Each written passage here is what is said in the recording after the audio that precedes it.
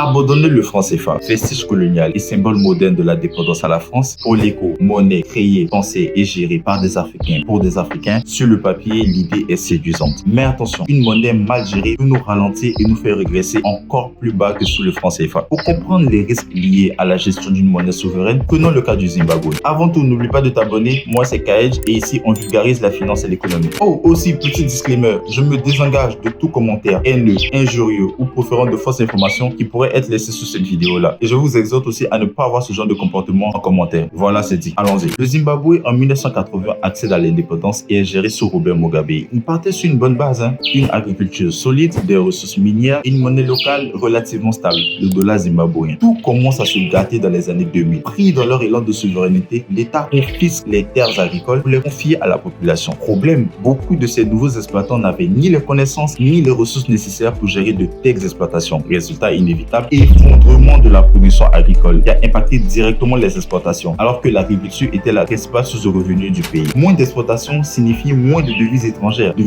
qui vont nous servir, nous, à notre tour, à importer. L'État donc se trouve dans la situation où il ne peut plus importer correctement nourriture, carburant, médicaments. À côté de cette situation déjà préoccupante, l'État prend des décisions complètement suicidaires. Embauche massive, hausse des salaires et surtout pour combler le déficit, la Banque centrale se met à imprimer encore plus de monnaie. Catastrophe! Le pays connaît l'une des pires inflations de l'histoire moderne. En 2008, l'inflation atteint 231 millions de %. Oui, t'as bien entendu. Les prix changeaient plusieurs fois par jour. Le matin, un pain pouvait coûter 500 000 $ et le soir coûter $1 million.